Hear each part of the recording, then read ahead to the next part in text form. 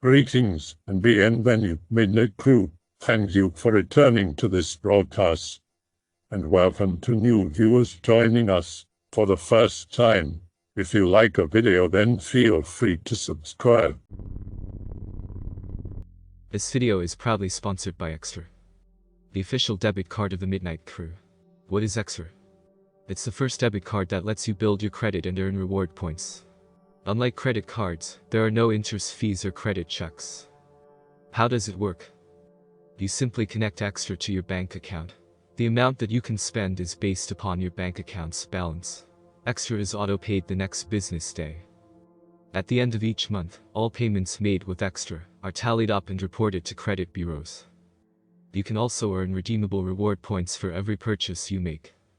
So sign up for Extra with the link in my bio, and start building your credit history with a debit card.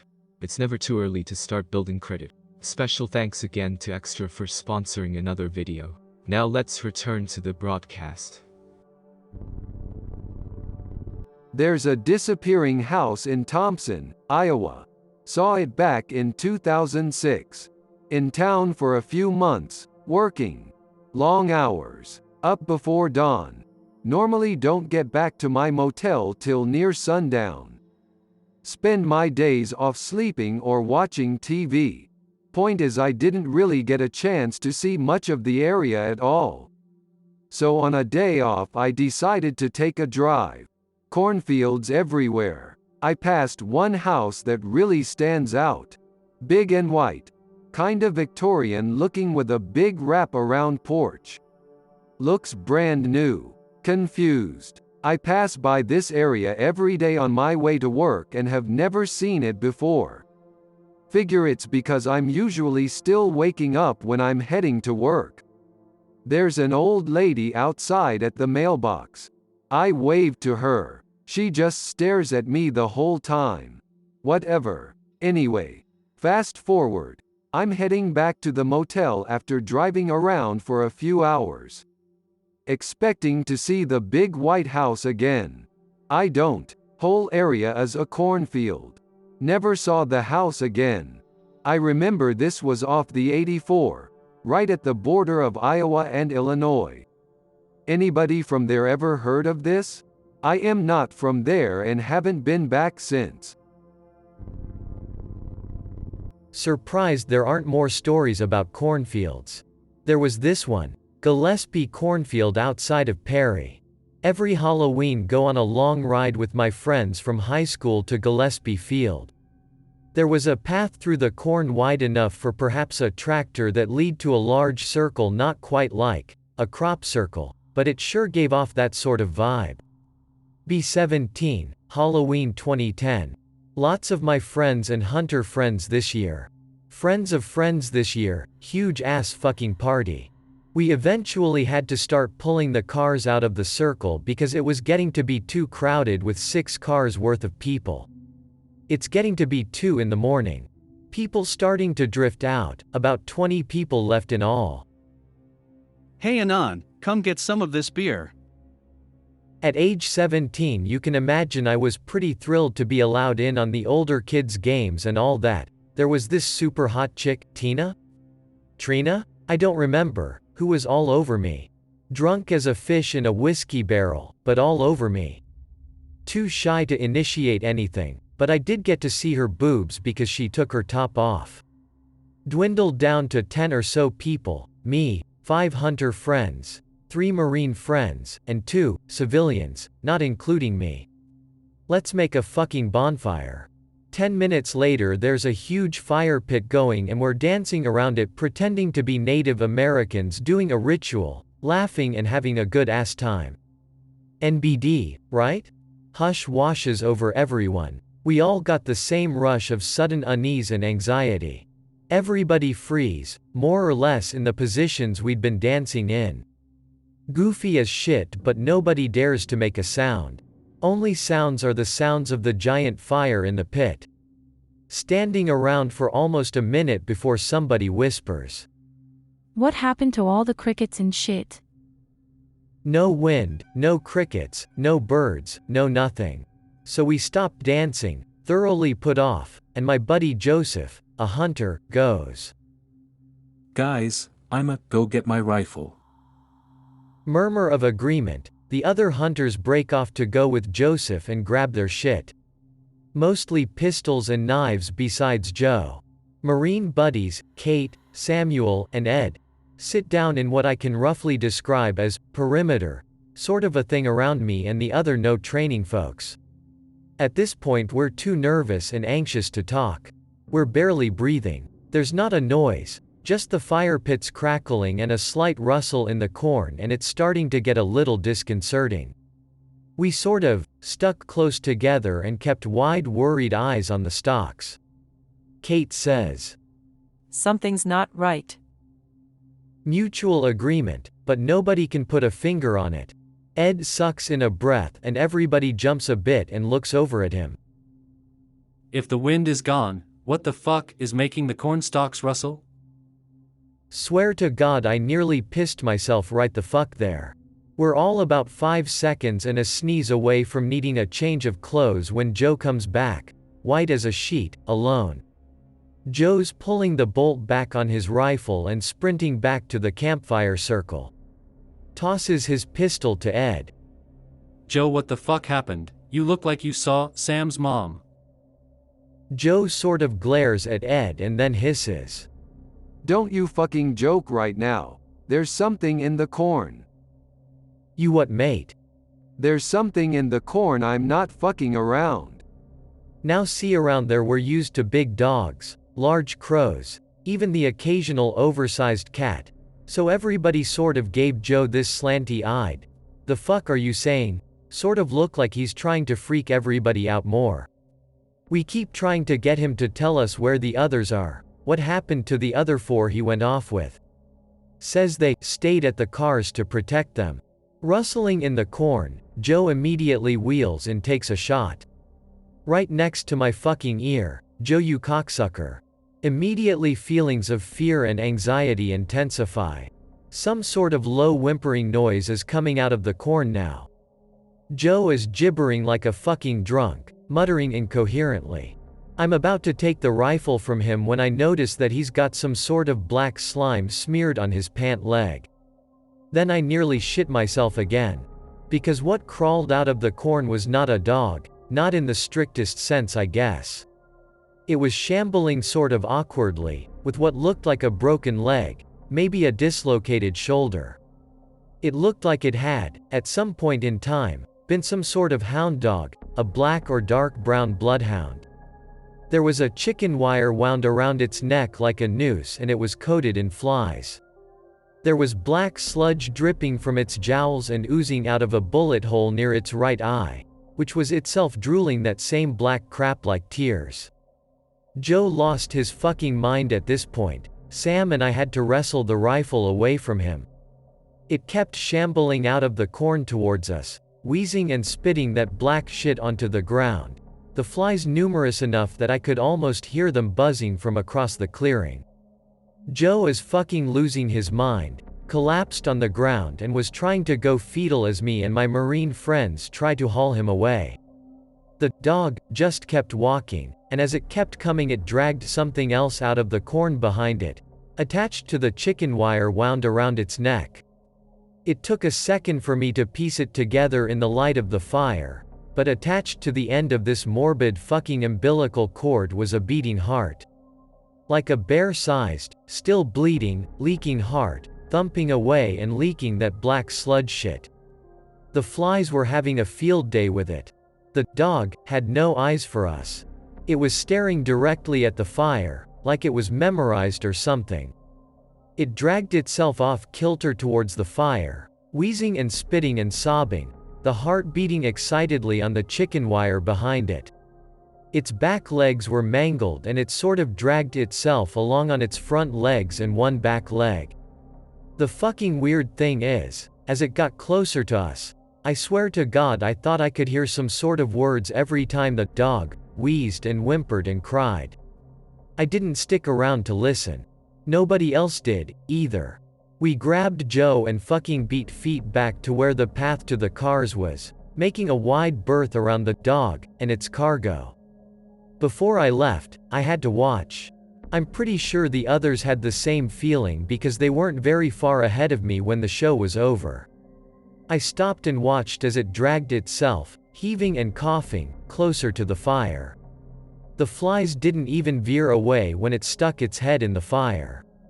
It burned like someone had tossed a tire in there. It stunk something fucking fierce.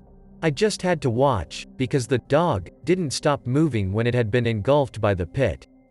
The chicken wire kept moving, dragging the heart into the flames after the dog, until they were both gone, and the only way anybody could have known it was there was the trail of black sludge on the ground and the smell of burning rubber.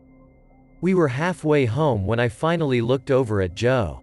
There was something that had been bothering me since the thing had gotten close enough to us for me to really hear it.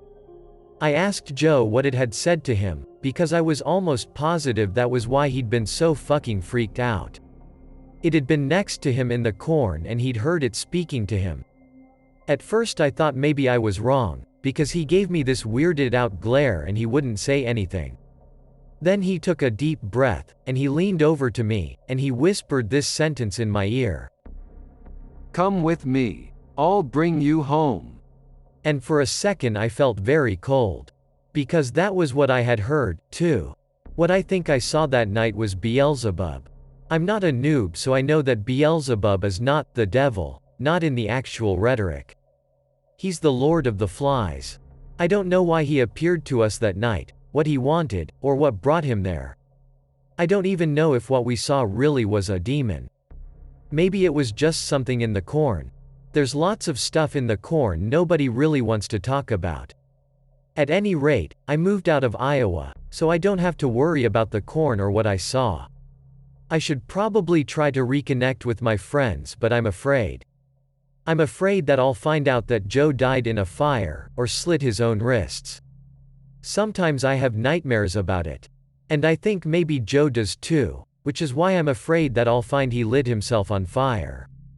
I keep a matchbook under my pillow because sometimes I kind of want to do it, just to see what it'd be like. Anyone know any cryptids that may be in Iowa? I have a bit of a story of something I saw back in 2011.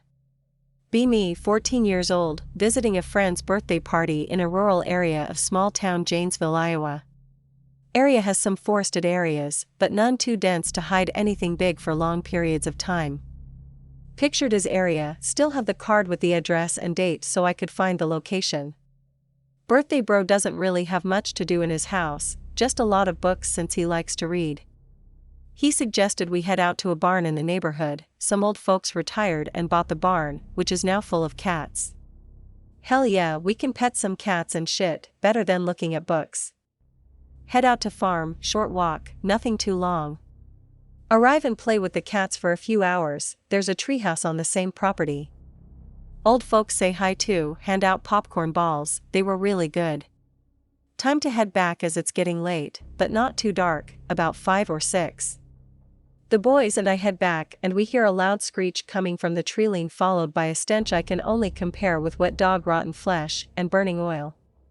It's not too dark yet, and as it rushes out, we all get sort of a look at it while the sun still has to set yet. White skin, albino white, it runs lopsided as one of its front legs is shorter than the other. Doggish body, but its head was a sort of mix of man and dog, only missing eyes, ears and a nose. However, there was an elongated overbite. And the size of it, it was like a horse, and screams were like a dog squealing in pain and horse's screams.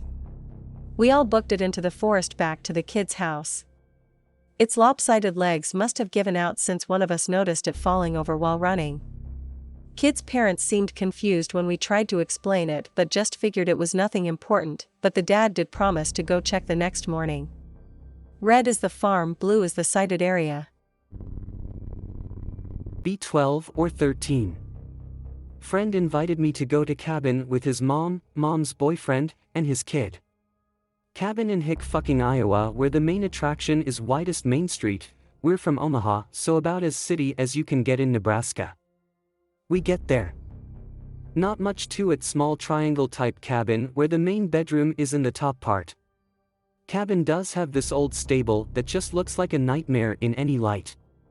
Anyways, so this cabin was built on a Plato-type place where the only road in and out was this long stretch that followed a cornfield and then down a massive man-made dirt hill with just so many holes it's made so like on either side of you was just steep earth. After settling in, Luke and BF Kid go down, forgot to mention only one other house that you pass as you enter the cabin area, to this house that has a bunch of horses. Looking at horses being kids when out of nowhere this old biker lady comes out of the house and greets us with no shit no hellos, want to have a seance? We all look at each other like, WTF this woman say? Of course, we were in. She says how she'll get pizza and pop and shit etc, come back once the sun goes down. Skip tonight. So us kids get driven, 20 minutes walk, down after being lectured that if anything happens to call right away blah.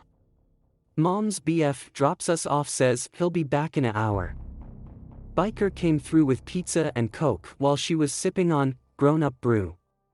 After like 5 minutes, she busts out a Ouija board and like 10 candles. She has each of us light candles and place them around the yard in various positions. Now this is the part that I cannot explain besides coincidence. So biker lady describes what she's doing as a protective spell to keep whatever we talk to at bay. So biker lady performs this spell like this. Chanting while drawing a pentagram. After the pentagram, she drew a spiral starting from the out and ending in the middle of the pentagram. Now as soon as she was done, and I'm talking as soon as the chalk lifted from the board, fucking coyotes started howling from every single direction like some force went through the forest and shook them.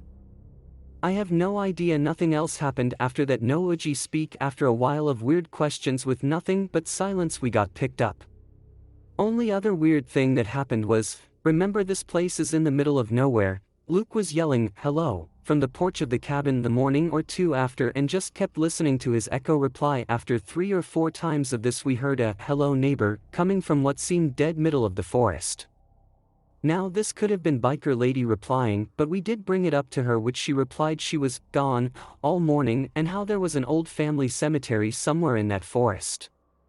One other thing that biker lady told us was that the guy that used to live in her house apparently self-ended himself by driving up to the lip of where our cabin ended and drank a bottle of antifreeze. Shit was spooky as fuck, and never have I felt that tingling fucking spooked feeling so strong since. June 10, 1912, Villisca, Iowa. On a quiet residential street in this small town sits an old white frame house. On a dark evening, the absence of lights and sounds are the first indication to visitors that this house is different from the other homes that surround it. Upon closer inspection, you'll notice its doors and windows are tightly closed and covered. An outhouse in the backyard suggests that this house does not occupy a place in the 21st century but somehow belongs in another era or another story. A weather-beaten sign hanging from the decrepit front porch warns rather than welcomes. It is the murder house. The walls still protect the identity of the murderer or murderers who bludgeoned to death the entire family of Josiah Moore and 2 overnight guests on June 10, 1912. Almost 97 years later, her secret continues to draw many visitors to her door. To some, it seems to be speaking. Visits by paranormal investigators have provided audio, video and photographic proof of paranormal activity. Tours have been cut short by children's voices, falling lamps, moving ladders and flying objects. Psychics have confirmed the presence of spirits dwelling in the home, and many have actually communicated with them, and skeptics have left believers. Be me. 22. Driving a box truck for a comic book store I work for. Driving late because I had to pick up collectibles from another state, and of course they were late. Finally in central Iowa, about to pull into my exit. Truck just fucking dies. Oh shit. JPG. Quickly, pull over. Know literally nothing about trucks. Still don't cuz him city friend. It is completely blackout. Calling the boss to tell him what happened. Ring, ring, ring. Bam. Fucking piss myself a little. Some woman knocking on my window. Anon, are you okay? How the fuck does she know my name? Yeah, I'm fine. Help is on the way. Ring, ring. Phone fucking dies as it goes to his voicemail. Anon, I can help you. Let's look under the hood. This fucking woman looks deranged as shit and smells like a trash can. Homer Simpson PJs, rat nest hair, total meth head. No, I'm fine. She starts fucking screaming at me to get out of the vehicle. As she's yelling, a fucking sheriff pulls off the road and turns on his spotlight. My face when there is no meth head woman anymore.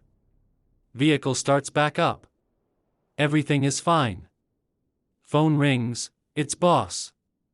I don't know what she was, but the officer said there was no woman and asked me if I had been drinking. Be me, 15. Working on grandfather's farm in bumfuck nowhere, Iowa. Draining pesticide jugs with my cousin in a shed. Hear tapping on the roof of the shed. We figure it's probably just the birds. Hear footsteps in the gravel outside of the shed. Suddenly, there's a massive bang on the roof, even left a dent. We both jumped up and walked outside. He goes left, I go right. Both circle the whole shed, meet on the other side. No birds, no footprints in gravel, nothing on the roof that we can see. Both shook, but we went back to work. Same thing happens again 20 minutes later. Honestly, it could have been birds and heroing themselves, but as far as I know it never happened again. B 2012. B 16. Grandmother had just passed away like 2 days ago. Going out into the back roads of Iowa to watch over my grandmother's house for the weekend, it was a pretty valuable property with no neighbors, perfectly isolated from pretty much everything. My parent drops me off, say some shit like stay safe, I love you, etc. I'm already bored out of my fucking skull, so I decide to go and snoop around. Circle around the house, nothing really special. Until I get back to the front. Front door is literally hanging off its fucking hinges wide open. The way the front was set up is that there's a pretty much flat gravel driveway in front of a double-wide garage, and then at the far back is a steep hill that no one should have been able to get up or down without me hearing. Rest of the house is pretty much blocked off by forest, so it's the only way they could have come. There are muddy imprints in the gravel leading away from the house. I can tell because of the way they faced on the door's landing. Not going to call anyone because of zero fucking reception, it being Iowa.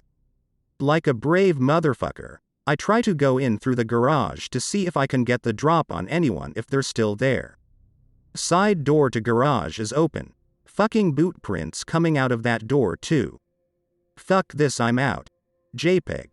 I knew from some faint memory that there was a pretty large basement under a trap door in the garage, so I make a beeline for that after checking if the coast was clear. The rest of this story is going to take a few posts, but I have to get it off my chest. Now the fucking basement is something else. I had to draw a picture because I can't really describe it in words. There's a shadowy spot to hide under this big insulated air vent, and then there's sort of a passage between that one and the one several feet behind it. Too fucking dark, so I'm not going back there. Go to hide under the little shady alcove because I'm already shitting my pants at this point and don't want to deal with this. Regrets flash before my eyes of my beta male kissless virgin life. I'm facing outwards so that I can see if anyone comes down the ladder, but can't look behind me because it's too cramped. Sit in silence for maybe 20 minutes straight. Just as I'm thinking it might be safe to go out, I hear some footprints, not from above, not from in front, but right behind me. Stay as still as is humanly possible. Hear heavy boot noises getting closer, so I hide as tightly under that vent as I can, basically getting a face full of mouse shit and dust with how close to the floor I am. That's when the boots stop. Like literally, just stop. They're still there. I can see the toes just barely, but they're just standing still. This is where I die. JPEG. Just lying cramped there for what seems like ages until I decide I'm going to smooth talk my way out of this. Sir. I'm under here, can I please come out? Nothing. Sir. Still nothing. Pretty sure he's just waiting for me to peek out so he can shoot me or stab me or put his gun on me. For all I know, start to shimmy out from underneath the alcove, fingers crossed, empty. The boots, fucked over with mud, grass, rotten apples, it was an orchard house, are just empty. My Lord in heaven, what? JPEG. I get out fully from the alcove, and have to post another picture of what I saw. Muddy boot prints coming out from the super dark area in between the pipes. Flip on my fossil of a flip phone for light, pretty much the only thing it's good for at this point. There's a whole goddamn concrete hallway leading down to me. Boot prints come from halfway, they only start from halfway down the hall.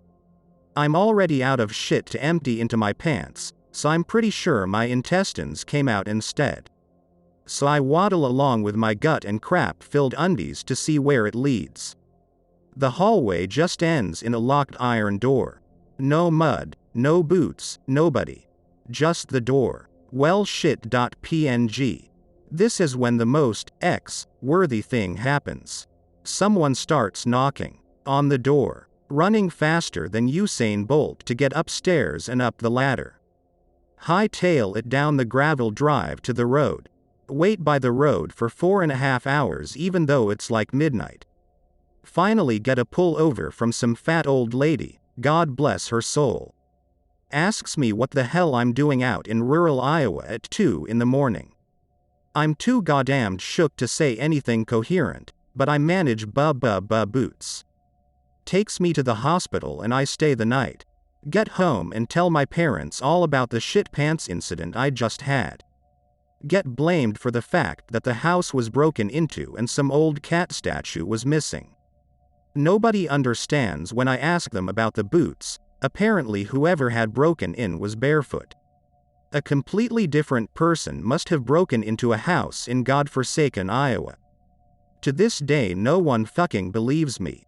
For those of you friends who don't believe this really happened to me, this occurred in June 2012 at Cosgrove, Iowa. I'm pretty sure that some new family lives in the house now. Never went there again. In Oakland Cemetery, on the north side of Iowa City, Iowa, stands a foreboding, mysterious statue. The Black Angel is an 8-foot-tall bronze statue that stands over the graves of 3 members of the Feldevert family. The stories associated with the statue tell of its mysterious change in color. Over time, the mournful winged angel has transformed from her original brilliant bronze tint to a more dark and foreboding black hue. All attempts to restore the statue to its original gleaming incarnation have failed, and the angel continues to get darker and more ominous looking with each passing year. Regardless of the disputes over why the angel is cursed, there are a slew of stories about the danger the Black Angel poses to those still living. Many legends involve kissing in front of the statue. It is said that if a girl is kissed directly in front of the angel, the statue will return back to its original golden color if that girl is a virgin. This is, however, a double-edged sword, as another legend states that any woman kissed in front of the monument will die within 6 months. One girl who should never be kissed is the Black Angel herself. It's said that any man foolish enough to attempt this feat will die instantaneously. Even touching or merely looking directly into the eyes of the Black Angel reportedly results in the offender coming down with a mysterious and incurable illness. Anyone looking to vandalize the statue will also be struck down swiftly.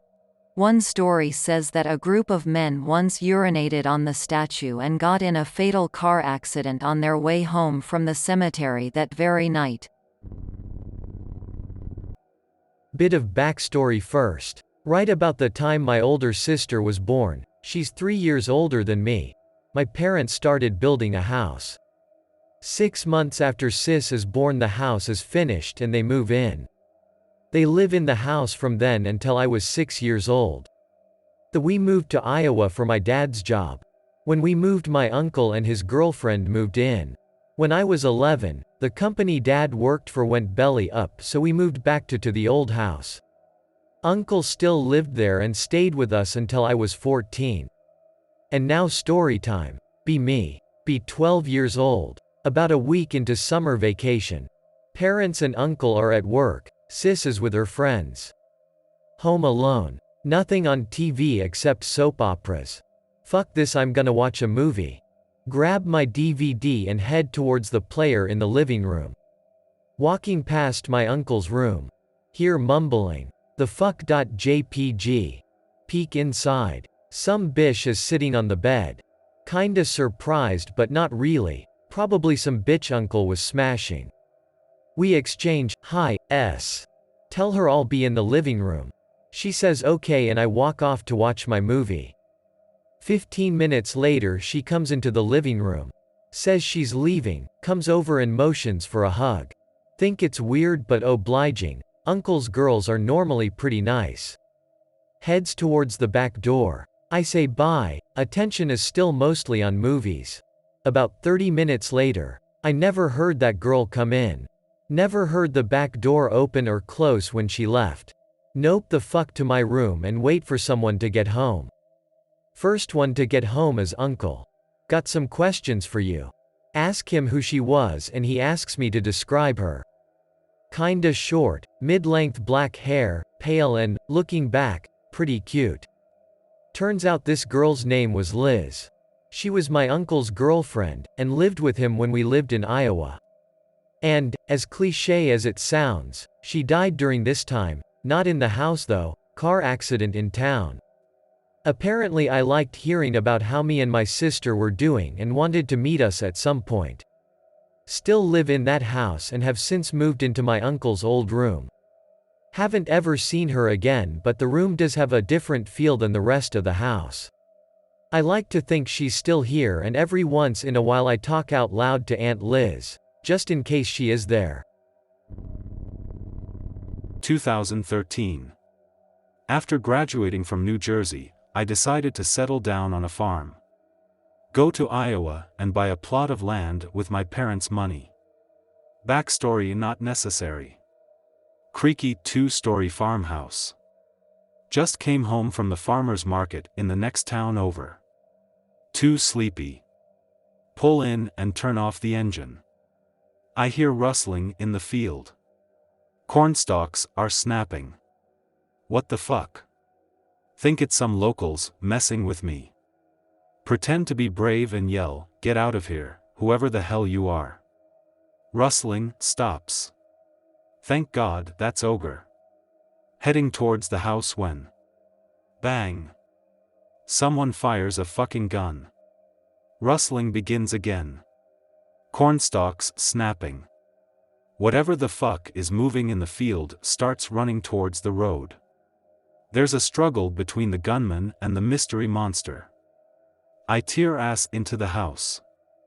I keep watching from the window in the kitchen. Just two shadows tumbling around in the dark. After a few minutes, a second bang. A shadowy figure begins to rise to its feet. Run out of the house to thank the gunman. It's not the gunman. A shaggy creature in the shadows rises on its hind legs. Stares at me. Then runs away. Nope. I tried to stay up until morning but fell asleep on my dining table.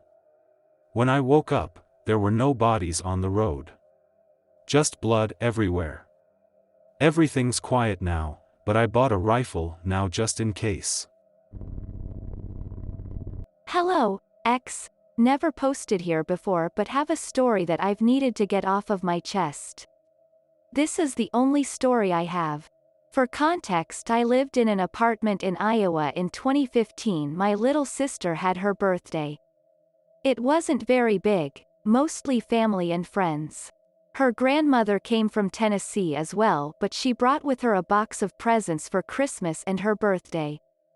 That box had a lot of nice clothes and toys, but one thing seemed out of place. In a corner of the was an old doll. It looked kind of dirty, but the eyes were creepy. When me and my mother saw the doll, we didn't really think much of it. But my mother asked her where she got it to be nice, and she said at a thrift shop down in Alabama. The day went by and it ended on a good note. We put away the presents in the hallway. Nothing happens for about a month. Then one night as I'm doing my midnight snack run, I hear my mother call my name. So as anyone would do, I stop and then turn to my mother's room only to see my little sister's dark appearance. She waves at me and I ask her what Mom wants. She then says to my mother's, "Come play with me," and runs into my mom's walk-in closet. Me thinking I heard what was said was a tad weird to drop my shit on the table and went into my mom's room to check on her. What I saw spooked the fuck out of me. My sister and mom were sleeping as they normally do and the closet door was shut, so I noped straight to my room and hid under my covers. That night passed and I didn't tell my mom or sister about it. So a couple days pass and I'm at school and I get a call from my mom and she says, "Get the hell out of the closet and go to school."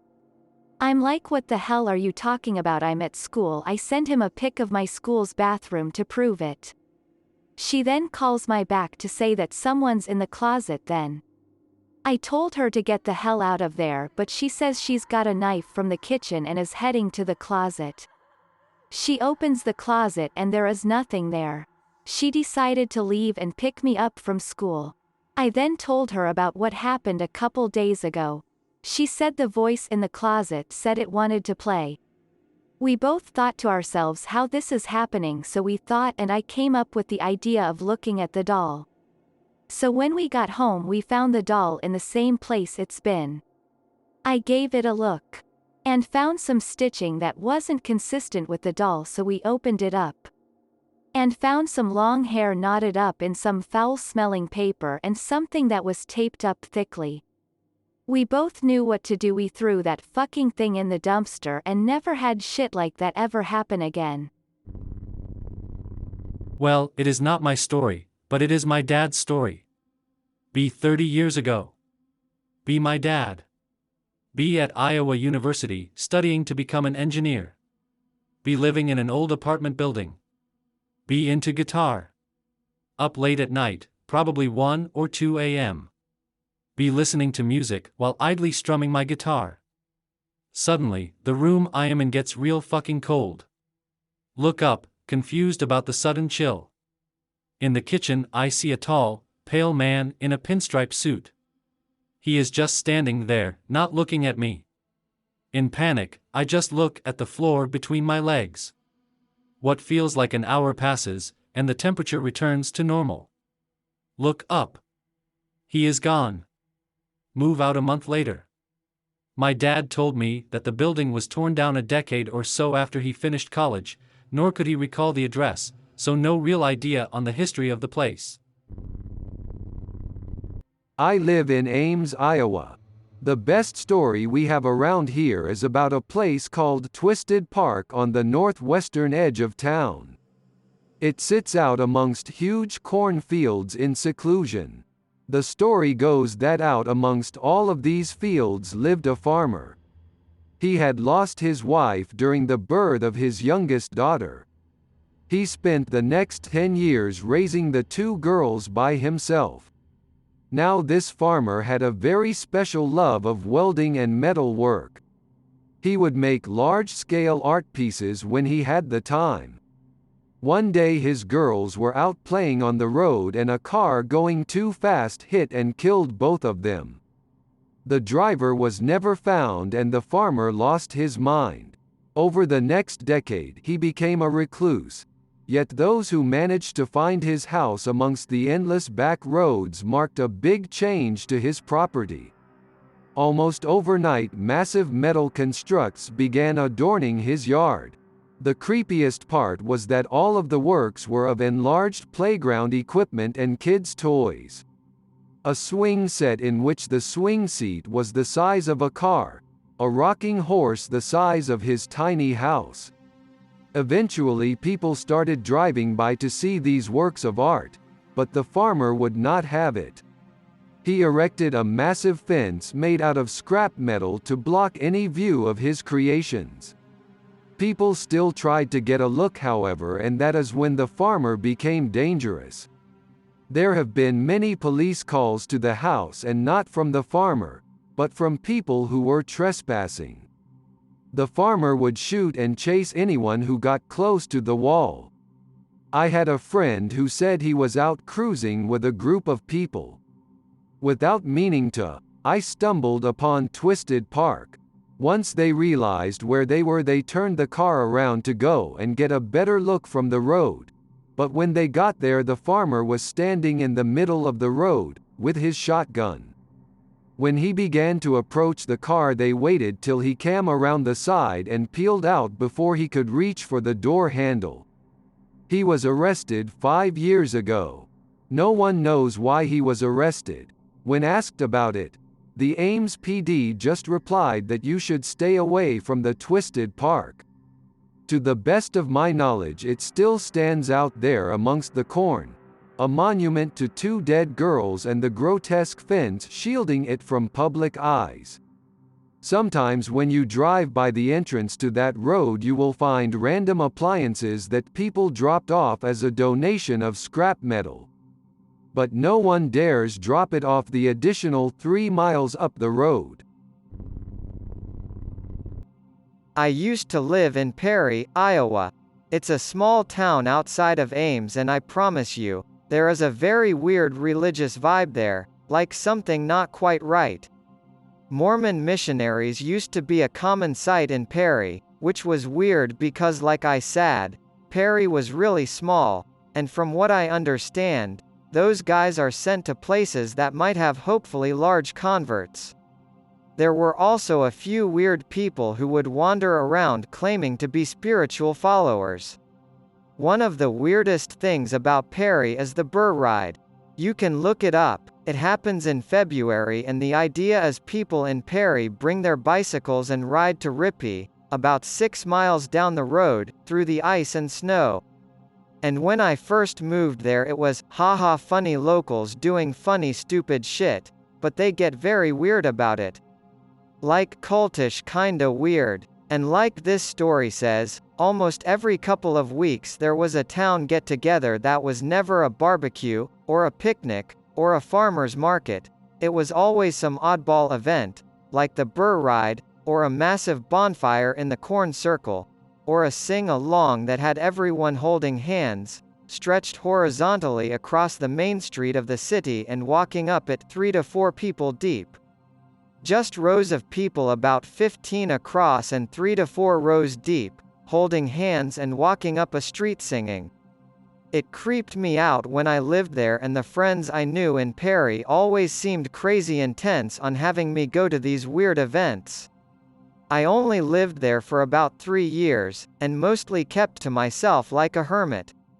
It was the kind of place where something in your guts cringes at the thought of hanging out in the town or going to the local bar.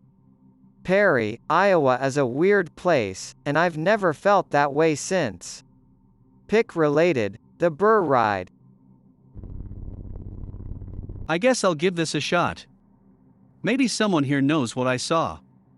For reference, this happened in southern Iowa. About 15 minutes out of bumfuck nowhere on the highway, roughly 11 p.m. See what appears to be a pretty big guy walking along the side of the highway. Don't think much of it, probably someone walking to a party in the fields. Get closer, see guy is wearing what appears to be a hooded cloak. Definitely not the weirdest thing I've seen around there. Slow down just in case. Now that I'm watching this guy, I get the feeling that something isn't right. His movements aren't normal. Almost like a person who's intoxicated trying to act sober. Really slow down now, don't want to run into some drunk dude who falls into the road. Give him a wide berth as I go around him. Turn to look at him. Can't see a face, only the eyes. Red eyes that glowed faintly like a cat's eyes in the moonlight. Lizard brain kicks in, I need to get away now. Floor the gas pedal, only slow down when there's a few miles and a couple hills between me and it. Ask around that time I'm down there. Farmer at the gas station tells me to ignore it. It doesn't bother them as long as they don't bother it. Ask him what it is, he tells me again to ignore it and leaves. Keep trying, no one is talking. New idea, go to the local church, ask the pastor. He also tells me to ignore it. If you see it, stay away, if it comes near, leave. Do not look at it, do not try to communicate with it. Again, ask what it is. He says it's been here longer than anyone else, and it's not good to ask about things that live that long. Decide to stop asking, clearly I'm not going to get any answers. I've seen the eyes in the trees or fields a few times since. Like they said, I haven't bothered it, and it hasn't bothered me. I hope that you enjoyed tonight's broadcast. If you enjoyed tonight's story, then please subscribe to the channel as more green texts will appear daily. A new broadcast will appear when the clock strikes midnight Central Time.